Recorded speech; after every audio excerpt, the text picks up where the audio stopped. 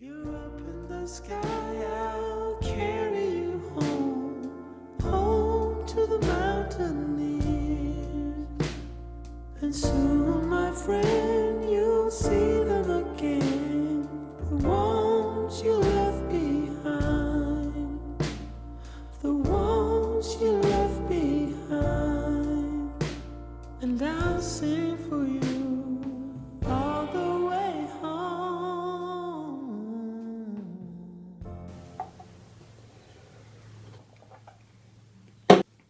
Hello!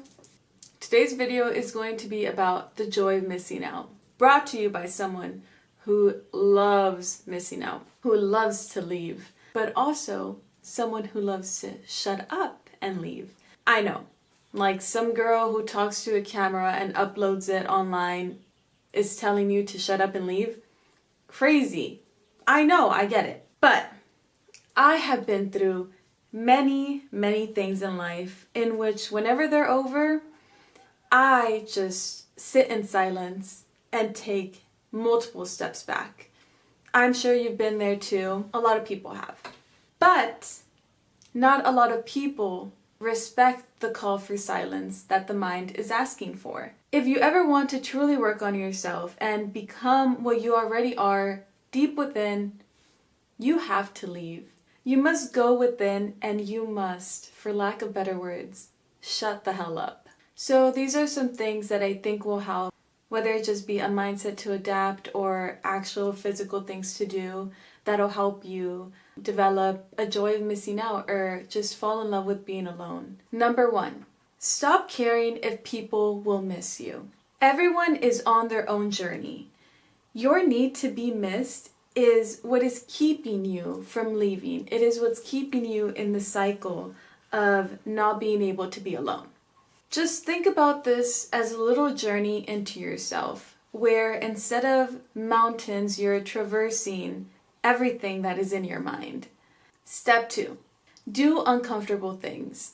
Start actually going out by yourself. I am not saying to cut off all your friends, all your family. At any point in this video, let it be known, I am not saying that. But just as much as you're spending time with others, make sure to spend time alone. Go out to dinner alone, go to a bar alone, go lay at the park alone, do a meditation there, I don't know. That's what I did, and I think that was my favorite part of all, actually going out and being alone.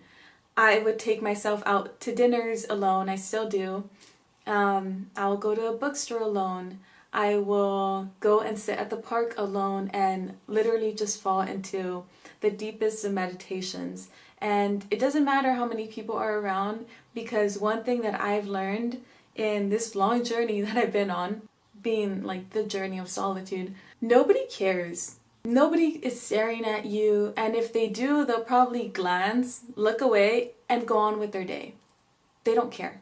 Number 3, keep a journal.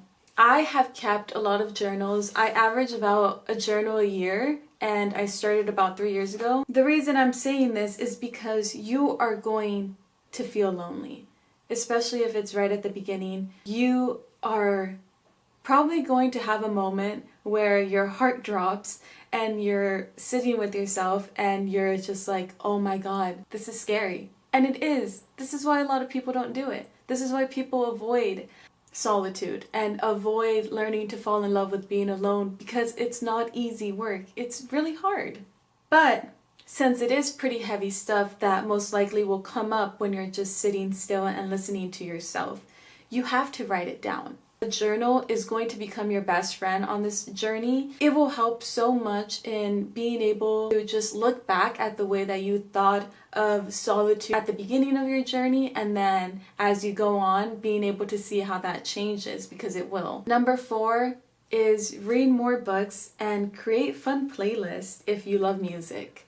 This isn't to keep your mind busy or away from the fact that you're on this pretty hard journey.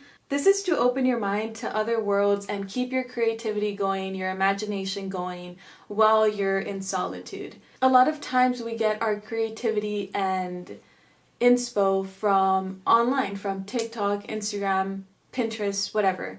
But since most likely you will have to be leaving social media in order to be sitting in silence, it goes hand in hand. You still want to be creative. And I know that music inspires me. I know that books inspire me. Number 5 is get rid of distractions. Since 4 isn't a distraction, it's just to amplify your creativity, as I said. 5 is more get rid of distractions in the sense of leave behind the people that you're using as distractions. And you know what I mean.